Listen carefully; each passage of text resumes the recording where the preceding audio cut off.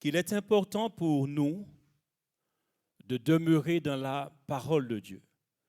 Jean 8, versets 30 jusqu'à 32, lorsque Jésus a prêché et que les Juifs ont cru à sa parole, eh bien, le Seigneur ne s'est pas fié le fait qu'ils sont venus, le fait qu'ils ont cru à sa parole. Il leur a dit, qu'est-ce qu'il leur a dit?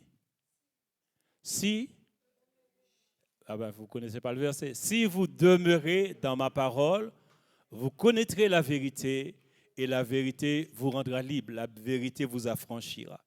Donc, dans la Bible, il n'y a que la vérité.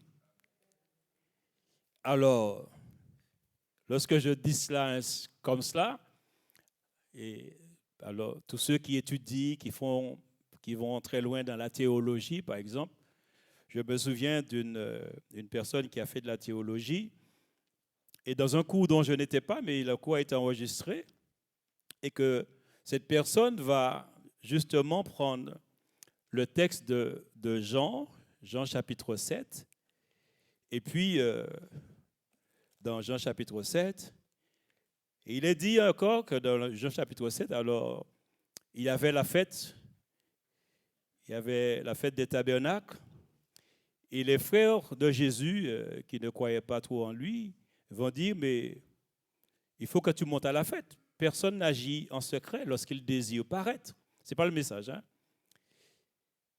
Si tu fais ces choses, montre toi-même au monde, car ses frères non plus ne croyaient pas en lui. Jésus leur dit, mon temps n'est pas encore venu, mais votre temps est toujours prêt.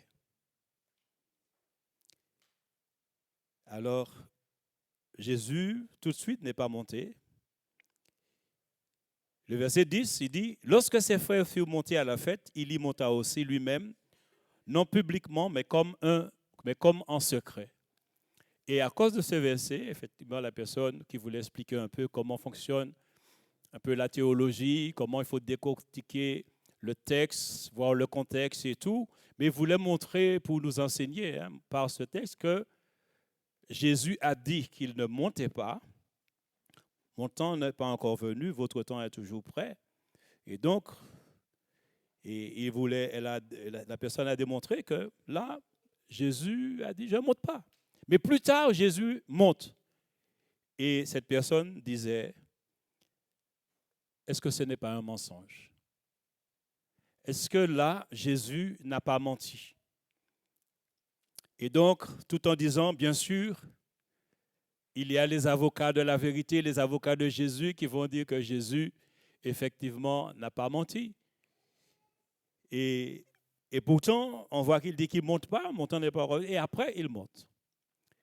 Et lorsque j'ai entendu ce cours, j'ai dit, mais cette personne qui a fait de la théologie, en prenant un verset, en le montrant comme ça à des étudiants, est en train de démontrer que dans ce texte que Jésus a menti, quelqu'un qui défend la vérité.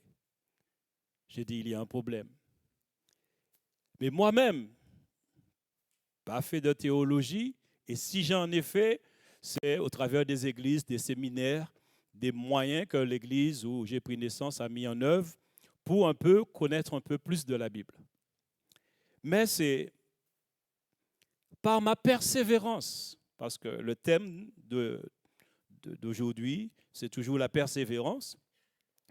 Par la persévérance, ma persévérance en lisant la Bible et en cherchant à connaître de mieux en mieux mon Seigneur, mon Sauveur Jésus-Christ, lui qui est le Fils de Dieu et le Fils de l'homme, lui qui dit dans Jean chapitre 14 au verset 6, « Je suis le chemin, la vérité et la vie. Nul ne vient au Père que par moi. » Il dit qu'il est la vérité, donc comment peut-il mentir? Donc quand on fait l'étude effectivement de la parole de Dieu et qu'on persévère dans la parole de Dieu, eh bien ce qu'on peut constater, c'est que Jésus a toujours dit, en fait, que tout ce qu'il disait et tout ce qu'il faisait venait de son Père. Ce qui veut dire que lorsque Jésus devait agir, soit faire des miracles ou encore lorsqu'il parlait, il devait recevoir la direction de la part de son Père, de Dieu le Père, puisque sur la terre, il est fils de Dieu, mais fils de l'homme. Et dans son humanité, Jésus devait s'humilier, devait rester en tant que fils, mais surtout parce qu'il est Dieu et qu'il est aussi homme. Et c'est un dilemme. Parce que étant Dieu, étant égal à Dieu, parce que Dieu est un, Père, Fils et Saint-Esprit.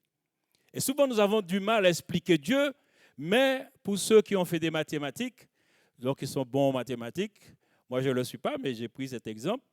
Lorsqu'on parle de l'infini, donc je ne sais pas comment il faut calculer et tout, mais l'infini, ça ne se termine pas non plus. Et Dieu est grand à l'infini. Et Dieu, il est infiniment grand. Mais les êtres créés sont des êtres finis. Et donc, je ne sais pas s'il faut dire une probabilité, mais est-ce que le fini peut expliquer l'infini? Hein?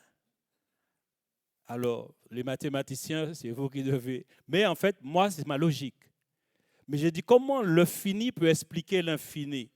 Il peut essayer de donner un peu de détails pour donner, mais il ne peut pas comprendre même l'infini. Et même s'il devait trouver des explications, il ne peut pas le comprendre. Parce que dans l'infini, il n'y a pas de commencement, il n'y a pas de fin. Et tout ce qui est fini est englobé dans l'infini. Alors, mais moi, en tant qu'enfant de Dieu, en tant que serviteur, puisque Dieu m'a appelé dans son œuvre, dans son service, et au travers de ma vie, en tant qu'enfant de Dieu, en tant que chrétien, dans ma vie chrétienne, j'ai constaté une chose, c'est que c'est la persévérance dans la parole de Dieu, dans la lecture, dans l'étude, dans la méditation, qui nous ouvre l'esprit et qui nous ouvre l'intelligence. Parce qu'aussi bien qu'on peut être, je vais dire, très instruit, on peut aussi s'égarer. Je ne veux pas dire par là que l'instruction n'est pas une bonne chose. Au contraire, l'instruction, c'est très bien. Apprendre à l'école, c'est très bien. Mais lire la Bible, la méditer, c'est encore mieux. Parce que Dieu a tout créé avec sa parole et Dieu nous a laissé sa parole. Mais ce que la parole de Dieu nous apporte en tant qu'être humain, en tant que croyant, va au-delà même de toute imagination ou encore de tout ce que pourrait penser l'homme. Eh bien, ce que Dieu nous donne en tant qu'enfant de Dieu, par simplement obéissance, parce que nous croyons que Dieu, il est la vérité, qu'il est vrai, qu'il nous aime et qu'il nous a donné Jésus-Christ, eh bien, pour nous, peuple de Dieu, enfants de Dieu, nous devons souvent rester dans la simplicité de Christ. D'ailleurs, l'apôtre Paul, sachant que lui qui a été quand même quelqu'un de très instruit au niveau de la loi de l'Ancien Testament, et dans son ministère, eh bien, il y a eu des personnes qui, après lui, passaient pour prêcher un autre évangile. Par exemple, dans Galates, il va dire à l'église de Galates, mais qui vous a séduit, qui vous a ensorcelé, puisque vous avez accepté un autre évangile. Et il dit non pas qu'il y ait un autre évangile, mais il y a des gens qui vous troublent. Il y a des gens qui viennent et qui prêchent autre chose. Et il va dire à l'église de Corinthe, par exemple, 2 Corinthiens chapitre 11, il va dire, toutefois, chapitre 11, verset 3, toutefois, de même que le serpent séduisit Ève par sa ruse, je crains que vos pensées ne se corrompent et ne se détournent de la simplicité à l'égard de Christ. Car si quelqu'un vient vous prêcher un autre Jésus que celui que nous avons prêché, ou si vous recevez un autre esprit que celui que vous avez reçu, il parle du Saint-Esprit, ou un autre évangile que celui que vous avez embrassé, vous le supportez fort bien.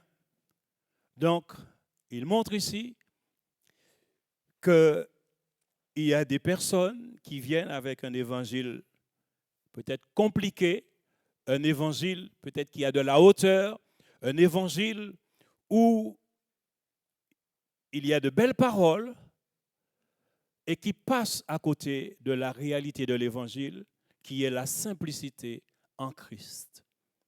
Et cet évangile, c'est la foi qui nous emmène à rester dans la grâce que Dieu nous a faite en tant que personne, de recevoir Jésus-Christ, de croire en lui, mais aussi de persévérer dans la vérité de l'évangile. Cet évangile est appelé bonne nouvelle. Mais sachons-le aussi, que la bonne nouvelle de l'évangile, c'est d'annoncer la grâce de Dieu, c'est d'annoncer le salut en Jésus-Christ seul. Jean 3,16, car Dieu a tant aimé le monde qu'il a donné son Fils unique. Cet évangile qui parle du salut, ce qui veut dire que l'homme est sauvé par grâce, comme il est dit dans Éphésiens 2, 8, 9, car c'est par la grâce que vous êtes sauvés, par le moyen de la foi, et cela ne vient pas de vous, mais c'est le don de Dieu.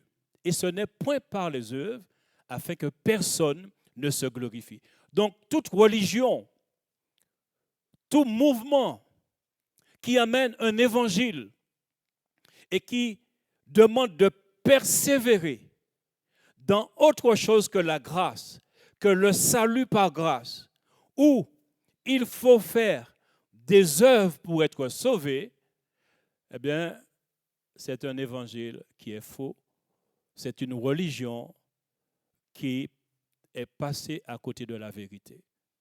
Parce que le salut par grâce nous a été donné par Jésus-Christ qui est mort sur la croix, qui a pris nos péchés, qui a donné sa vie pour nous.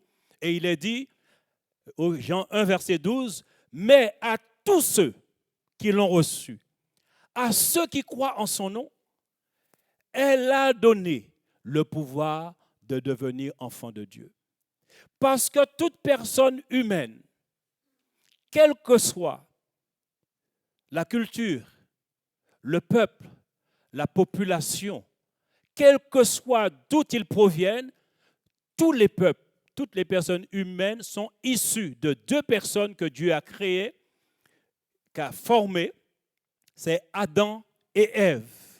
Adam et Ève, dans le jardin d'Éden, ils ont reçu comme commandement de ne pas manger le fruit de l'arbre de la connaissance du bien et du mal, mais le diable est venu et Satan leur a fait comprendre, Genèse chapitre 3, mais non, si vous mangez ce fruit, vous n'allez pas mourir. Dieu a dit, vous allez mourir, mais moi je vous dis, vous n'allez pas mourir. Au contraire, vous serez comme Dieu, connaissant le bien et le mal.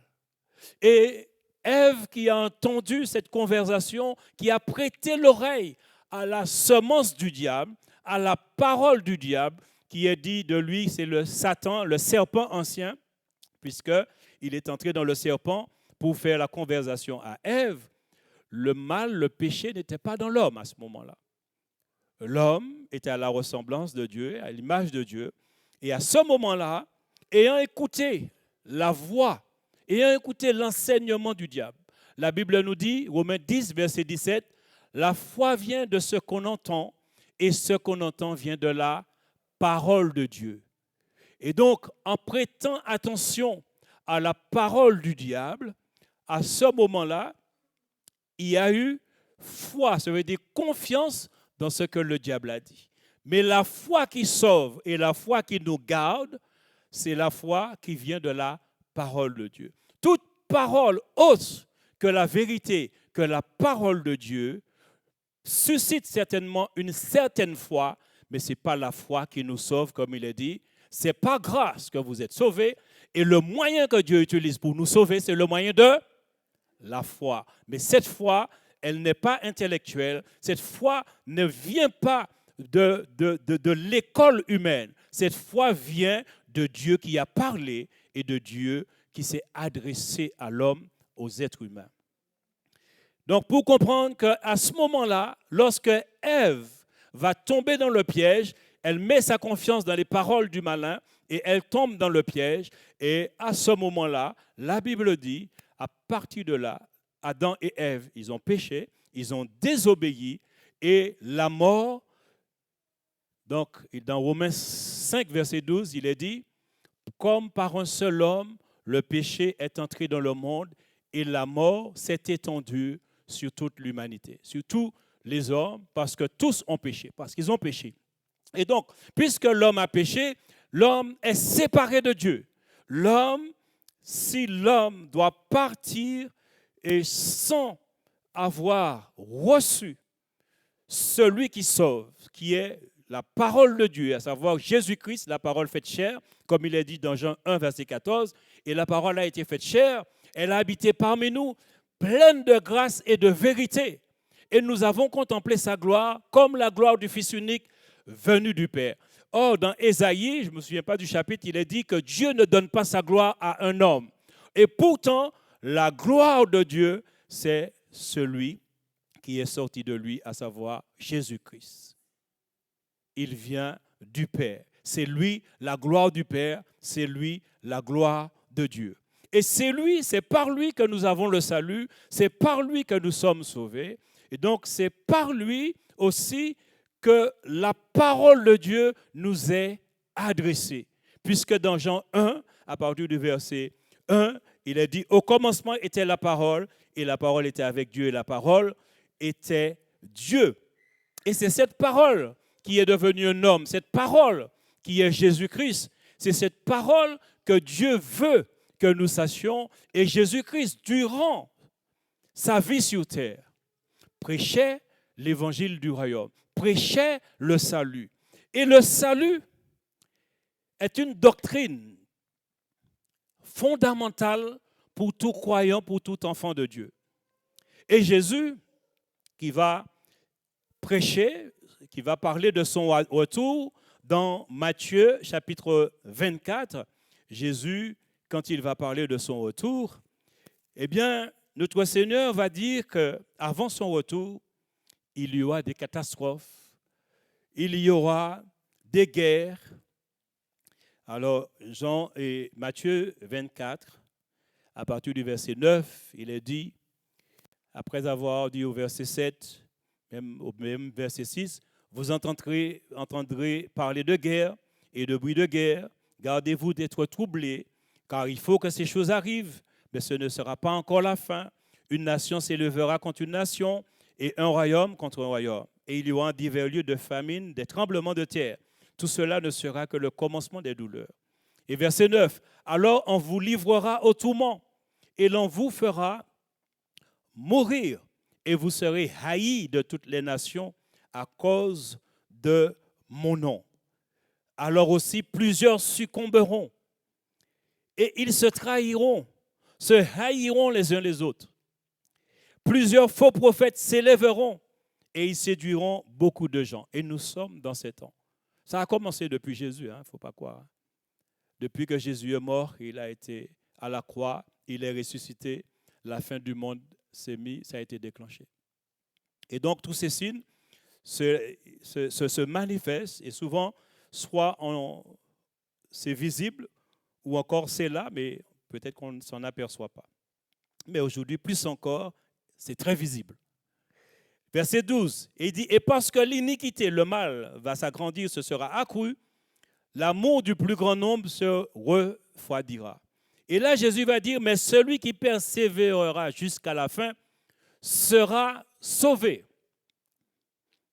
Et puis il dit, cette bonne nouvelle du royaume sera prêchée dans le monde entier pour servir de témoignage à toutes les nations, alors viendra la fin.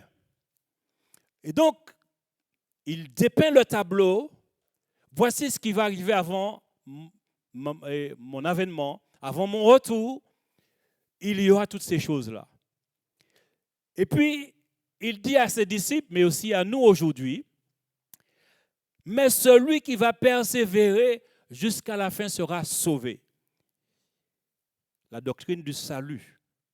Mais vous savez, dans le salut, dans cette doctrine du salut, il y a beaucoup de messages. Le salut englobe, je vais dire, toute la Bible. Ah oui, le salut de l'humanité englobe toute la Bible, depuis Genèse à Apocalypse. Il s'agit du salut de l'humanité, manifesté par l'amour de Dieu et par Jésus-Christ qui est venu se donner pour nous. Et Jésus-Christ, à ce moment-là, il parle de la persévérance. Et il dit, celui qui va persévérer jusqu'à la fin sera sauvé. Et puis il dit, cette bonne nouvelle du royaume sera prêchée. C'est de la persévérance qu'il parle. Ce qui veut dire, dans tous les messages qui existent et que Dieu nous a donnés dans sa parole, tous les messages qui englobent le salut, tous les messages, le message de la persévérance sera un message fondamental dans les derniers temps. Ce sera un message où tous ceux qui se disent chrétiens, croyants, ce message s'adresse à tous ceux-là. Mais ce message, en fait, Jésus dit que c'est un message qui sera prêché au monde entier pour servir de témoignage à toutes les nations. Et la question, mais ce message, comment sera-t-il prêché? Ce message, comment sera-t-il véhiculé, ce message? Comment ce message va percuter les gens? Alors que pour annoncer l'évangile qui est la bonne nouvelle, pour dire aux hommes que la Bible dit dans Romains 3, 23, car tous ont péché sans distinction et tous sont privés de la gloire de Dieu. Et Romains 6, verset 23 va dire, car le salaire du péché, c'est la mort. Romains 3, verset 10 à 11 en descendant, il est dit, il n'y a pas de juste, pas même un seul, tous ont péché. Et que les hommes, ils marchent selon leur sens, ils marchent selon le vieil homme, selon leur chair. Et puisqu'ils marchent selon leur chair parce qu'ils sont pécheurs, ils ne sont pas sauvés. Parce que le plan de Dieu pour le salut de l'humanité passe par quelqu'un, passe par un homme, passe par Jésus-Christ. Mais lorsqu'on prêche ce message, la bonne nouvelle, pour dire aux hommes d'accepter Jésus-Christ, de croire en Jésus-Christ pour être sauvés, pour aller au paradis, effectivement, il faut prêcher, il faut parler, il faut confesser le nom de Jésus-Christ, dire ce que Jésus a fait, parler de l'amour du Père manifesté en Jésus-Christ. Mais pour la persévérance, c'est un message qui aura un impact sur les nations. Ce message aura pour fruit la ténacité des croyants. Ce ne sera pas un message, seulement un message parlé. Dire que je suis chrétien, dire que je suis croyant quand tout va bien. Dire que je suis enfant de Dieu quand tout va bien, pas de souci. Dire que je persévère alors que bon, j'ai des petits bobos, j'ai des petits problèmes, c'est facile. Mais quand Jésus parle ici de ce message, cette bonne nouvelle du royaume qui est la persévérance, ce sera un témoignage pour les nations, c'est parce que Jésus-Christ sait qu'à la fin des temps, l'Église sera persécutée. Ce sera très difficile pour les croyants, les chrétiens, les enfants de Dieu. Et c'est de là que ceux qui disent qu'ils persévèrent, ils pourront démontrer, parce qu'il est dit de la persévérance, c'est l'action de persévérer, d'être constant, d'être continuel, qui ne s'arrête pas. Persévérer, c'est demeurer ferme. Continuer de faire ce qu'on a résolu par un acte de volonté renouvelé. Persévérer dans l'effort, aller jusqu'au bout. C'est la persévérance qui fait de nous des personnes victorieuses, des personnes solides dans la foi. Et la persévérance a un impact dans la durée. Et c'est pourquoi Jésus dit, celui qui persévérera jusqu'à la fin sera sauvé. Ce qui veut dire que notre message dans la fin des temps ne sera pas seulement de parler de Jésus, de dire qu'on est enfant de Dieu, de dire qu'on est sauvé. Mais notre message dans la fin des temps, ce sera lorsque la persécution va venir, lorsque on va prêcher l'évangile et quelqu'un va te donner une baffe pour te dire, c'est la laïcité, on ne parle pas de religion ici, et qui va même te donner une baffe. Lorsque on va nous empêcher, comme la première église, de prononcer le nom de Jésus-Christ, de parler de Jésus-Christ, ne serait-ce même qu'à nos familles. Lorsqu'il y aura persécution, harcèlement et même prêt à nous mettre à mort, c'est de là que nous pourrons comprendre ce que Jésus voulait dire.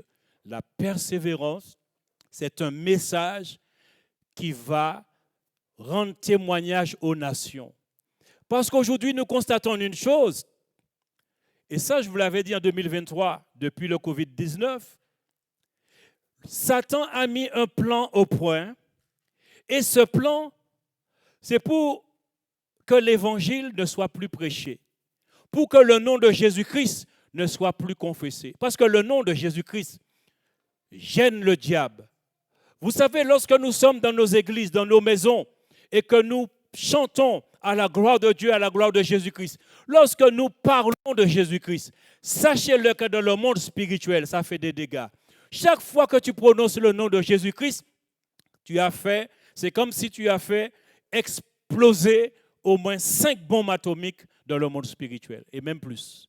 Parce qu'il est dit dans Philippiens 2, à partir du verset 5, il parle de notre Seigneur Jésus-Christ, en ce sens où il dit,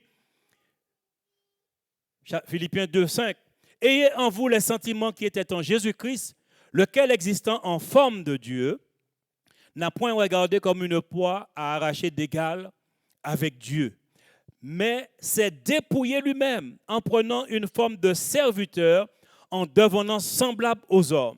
Et après s'être trouvé dans la situation d'un homme, il s'est humilié lui-même, se rendant obéissant jusqu'à la mort, même jusqu'à la mort de la croix. C'est pourquoi aussi Dieu l'a souverainement élevé et lui a donné le nom qui est au-dessus de tout nom. Le nom de Jésus-Christ est le nom qui est au-dessus de tout nom. Afin qu'au nom de Jésus, tout genou fléchisse, où? Dans les cieux, ou sur la terre, ou sous la terre. Et que toute langue, ce qui veut dire que toute créature confesse que Jésus-Christ est Seigneur à la gloire de Dieu le Père. Donc, ce nom fait plier les genoux aux démons, à Satan, aux sorciers, aux sorcières. Ce nom dans le monde spirituel, quand tu prononces ce nom, c'est un raz-de-marée. Ce qui veut dire que tu dis Jésus-Christ, Satan le premier tombe à genoux. Et il regarde sur les autres, là, ses serviteurs, il va les obliger de se mettre à genoux. Attention, hein. Vous savez, Satan, le diable, il travaille pour que les gens ne puissent pas croire en Dieu. Il travaille pour que les gens ne puissent pas croire en Jésus-Christ. Il met des stratégies au point, des plans pour que les hommes puissent adhérer à des religions, mais pas à Jésus-Christ. Il est un fin stratège parce qu'il était un archange. Il connaît le royaume de Dieu, il connaît le ciel, il connaît ce que Dieu a réservé pour les hommes, pour tous ceux qui croient en Jésus-Christ. Mais pour autant qu'il fait comprendre aux hommes qu'il faut se moquer de Dieu, que Jésus n'existe pas, Jésus c'est un philosophe, Jésus c'est ci, c'est cela, mais dans le monde spirituel, Satan plie le genou devant Dieu. Dans le monde spirituel, Satan qui est appelé le dragon, qui est appelé le diable, Satan respecte Dieu, respecte Jésus-Christ. Quand on parle, on dit Jésus, Satan, le premier, tombe à genoux et tous ses agents, tous ceux qui sont avec lui, tombent à genoux devant la majesté de notre Dieu, de notre Seigneur Jésus-Christ. Ça, il faut le savoir. À plus forte raison, si ce nom, le nom de Jésus-Christ, fait des dégâts dans le monde spirituel, eh bien, sachez-le, Satan va faire en sorte que ce nom ne soit plus confessé. Dans les derniers temps, il va essayer de parler à ceux qui gouvernent, de parler aux chefs d'État, de parler aux nations pour leur dire, moi j'ai un plan, si vous voulez la gloire, si vous voulez le pouvoir, si vous voulez l'or, si vous voulez l'argent, si vous voulez pérenniser votre mandat, votre élection, alors écoutez mon plan. Faites en sorte que le nom de Jésus-Christ ne soit plus prêché. Faites en sorte que les églises soient fermées. Faites en sorte que les chrétiens ferment leur bouche. Et pour ça, il faut déployer les grands moyens. Et donc, des persécutions. Et donc, des lois qui empêchent de prêcher l'évangile. Vous savez, la loi, par exemple, de la laïcité est séparatrice. Et donc, c'est une loi, on pourrait dire, un peu qui veut un peu équilibrer les choses pour qu'il n'y ait pas d'excès, de secte, pour qu'il n'y ait pas de débordement, pour que dans la République, il y ait quand même un équilibre. Mais certaines personnes, et je les ai déjà entendues, eh bien, quand ils citent ces lois, c'est pour dire aux chrétiens, à ceux qui sont, je vais dire dans la religion, si je veux généraliser, fermez votre bouche. Nous sommes dans la République. Nous sommes un pays laïque, alors ne parlez pas de Dieu. Alors, vous comprenez? Et pourtant, ce sont des intellectuels. Ce sont des personnes qui souvent sont au conseil, je veux dire, gouvernemental. Donc, ce sont des personnes qui peuvent influencer. Et certaines de ces personnes, certains de ces hommes ou encore de femmes, quand on les entend dans les médias, alors lorsqu'ils parlent de ces lois, ils sont en train de dire, nous sommes dans un pays laïque, ce qui veut dire la religion se tait. La religion n'a plus son mot à dire. Mais regardez ce qui s'est passé aux Jeux olympiques. La religion n'a plus son mot à dire, mais comment une nation s'est moquée de l'évangile, de la religion, du christianisme, en mettant en scène Jésus-Christ d'une façon pour se moquer, pour rendre dérisoire, pour banaliser, pour souiller ce que l'œuvre de notre Seigneur Jésus-Christ. Mais sachez-le, ce n'est pas un acte anodin. C'est un acte qui fait partie du plan du diable. Mais il y a encore des choses qui vont venir parce que c'est un plan.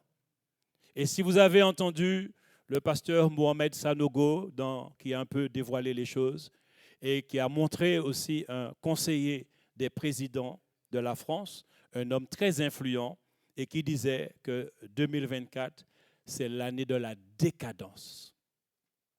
Et ce qu'on va faire pendant l'année 2024 aura des conséquences. Dans 10 ans, nous allons voir les fruits et nous allons voir qu'est-ce que cela a apporté. Ce qui veut dire, ceux qui sont en train de faire là, ça aura des conséquences et ils s'attendent à cela. Ça veut dire que lorsqu'un pays rejette Dieu, lorsqu'un pays se moque de Dieu, alors on invite Satan, on invite l'Antichrist, on invite les démons à prendre place dans la nation. Ce qui veut dire, ce qui est en train de se faire, moi je l'ai dit depuis bien longtemps, la France a été livrée à Satan.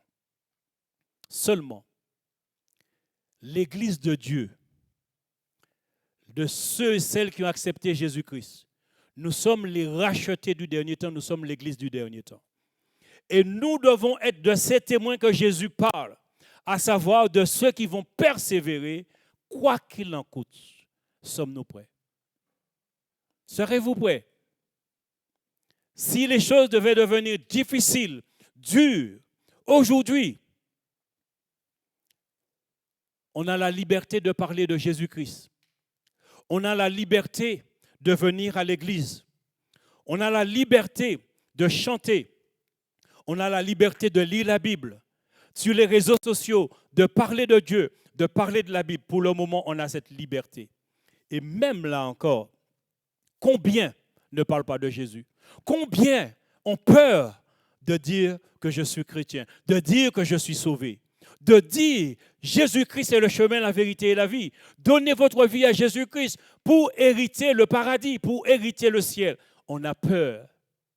Mais quand ces temps difficiles vont arriver, je veux dire, peut-être qu'on ne va pas tuer des chrétiens, je ne dis pas non. Mais nous allons voir un peu, lorsque Jésus parle des tourments, nous allons voir la prochaine fois que nous aussi, l'Église traversera des temps de tourments. Mais tourments où ce sera dans notre conscience. Parce que ce qu'ils vont chercher à faire, c'est souiller notre conscience. Et ce sera un tourment comme au temps de Lot, à Sodome et Gomorrhe. Il est dit, Lot tourmentait son âme à cause de ce qu'il voyait. Et ça, ce sera la persécution des derniers temps. Et c'est ce qu'on essaie de faire, la décadence. Détruire la morale, détruire les vertus, détruire tout ce qui est quand même des bases du pays, la France en fait. La France n'est pas ce qu'ils disent aujourd'hui. La France a été un pays où des rois étaient chrétiens, où les rois, dans le passé, étaient des gens qui croyaient en Dieu, qui ont milité pour la cause de l'Évangile. Après, il y a eu cette séparation pour éviter la politique et par rapport au conflit, la polémique entre la religion et aussi et la politique. Mais aujourd'hui, on dirait que ce que le diable est en train de faire, c'est de museler carrément les chrétiens et l'Évangile. Mais sachons-le, Jésus nous dit une chose. Celui qui persévérera jusqu'à la fin sera sauvé, sera délivré. Parce que dans le salut, c'est un processus. Nous sommes au départ délivrés de la condamnation. Celui qui croit en Jésus-Christ est sauvé. Il n'y a aucune condamnation pour celui qui croit en Jésus-Christ. Mais il y a aussi une croissance spirituelle. Ça veut dire que quand tu acceptes Jésus-Christ, tu es un bébé, tu es un enfant, mais tu dois grandir, tu dois devenir un adulte. Et par là, il faut persévérer dans la parole. Il faut persévérer dans la prière. Il faut persévérer dans la foi. Il faut persévérer dans la communion fraternelle. Aujourd'hui, nous pouvons venir dans une église. Nous pouvons venir dans une salle. Peut-être que ce ne sera pas toujours ainsi. Aujourd'hui, par exemple, il y a ce que j'entends maintenant aujourd'hui, il y a cette affaire d'église de maison. Je ne suis pas contre. Peut-être qu'ils ont déjà anticipé pour quand ces temps vont venir. Mais je sais une chose. Qu'est-ce qui sera plus facile? Ou encore, qu'est-ce qui sera plus difficile? Aller dans les églises de maison ou aller dans une église qui est visible par tous?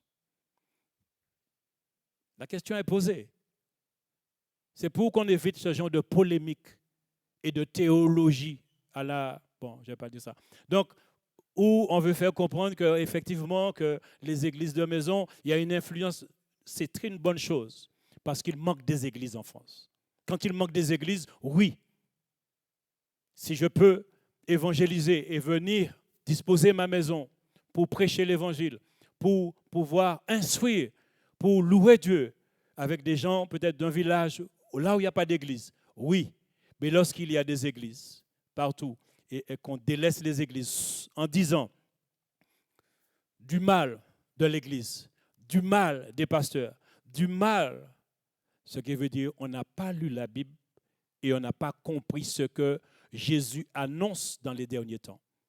Parce que Jean, pas l'évangéliste, Jean, qui est disciple de Jésus-Christ, reçoit tout ce qui va se passer dans le futur. Il écrit les églises d'Asie dans Apocalypse, les 7 églises. Et il va parler des églises. Et notamment, il va dire à certaines églises, je sais que là où tu es, il y a le trône de Satan. Mais à chaque fois, il dit, mais à celui qui vaincra. À chaque fois, il dit, je sais qu'il y a des problèmes dans l'église. Je sais qu'il y a la prophétesse, comment ça s'appelle encore? Jézabel. Comment? L'esprit de Jézabel. Donc, il y a Jézabel, l'esprit de Jézabel. Jézabel qui conduit les serviteurs et l'église à la prostitution pour manger des viandes sacrifiées aux idoles et faire encore d'autres péchés. Mais ça, c'est dans l'église, ce n'est pas dans le monde. Ça, c'est un message pour l'église. Mais à chaque fois, il dit, celui qui vaincra, il faut vaincre. Le message de l'évangile est clair. La persévérance, ce n'est pas quand tout va bien, quand je peux venir à l'église sans que personne ne m'empêche, même si j'arrive en retard, mais je viens à l'église quand même. La persévérance, c'est aussi cela. Mais ce serait bien d'arriver à l'heure. Je ne veux pas non plus jouer le violon pour ceux qui arrivent en retard. Je veux quand même clarifier et mettre les choses pour que ceux qui viennent en retard fassent l'effort. Mais la persévérance, c'est quelles que soient les situations, je continue d'aller jusqu'au bout parce que celui qui a donné sa vie pour moi, il est allé jusqu'au bout. Il savait qu'il allait mourir à la croix. Lui, innocent, il devait affronter Satan et ses démons, il devait affronter le péché, lui qui n'a jamais commis de péché. Il est allé jusqu'au bout. Dans le jardin de Gethsémane, c'est bien Gethsémane? Donc, il a prié, Père, si cette coupe pouvait s'éloigner de moi, si on pouvait faire autrement, mais que ta volonté se fasse. Non ma volonté, mais ta volonté. Et sachez-le que la persévérance, justement, nous donne à aller jusqu'au bout. Il est dit, par exemple, de la persévérance, c'est aussi être ferme, être décidé, déterminé, faire un acte de volonté. Ça veut dire que je suis obligé je fais un effort. Vous savez, bon, je sais que des fois l'hiver est rude, mais des fois quand c'est l'hiver, c'est pas comme aux Antilles.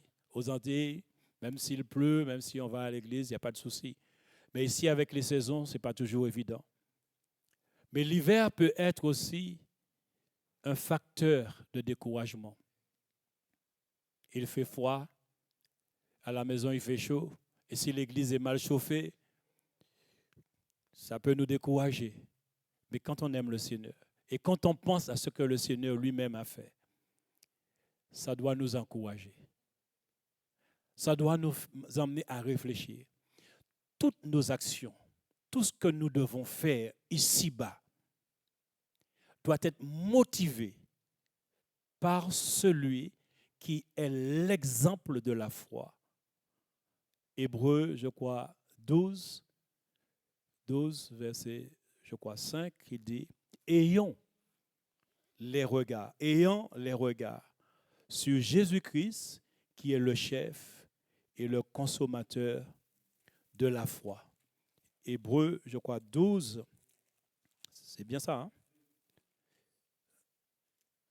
12 et verset 2, merci, verset 2. « Ayant les regards sur Jésus, le chef et le consommateur de la foi. » C'est sur lui que nous devons avoir le regard. Et c'est ainsi que nous pourrons persévérer, aller jusqu'au bout. Et vous savez, Nous allons le voir aussi la prochaine fois. La persévérance vient de la foi. La persévérance, c'est un compagnon de la foi. Et dans les derniers temps, la persévérance ce sera comme un ciment pour les enfants de Dieu. Ça veut dire, tu es dans la foi, mais tu as besoin de persévérance. La persévérance, c'est lui qui t'emmènera jusqu'au bout, même si les choses sont dures, même si c'est difficile, même si on se moque de toi, même s'il y a des problèmes à la maison, même s'il y a vraiment tout pour t'empêcher, pour te décourager de continuer la route. C'est la persévérance qui nous aidera. À Dieu soit toute la gloire et que vraiment ce message qui est ce message de la fin de temps qui doit être prêché à toutes les nations, c'est un message qui sera visible par notre détermination. Que le nom de notre Dieu soit béni. Amen.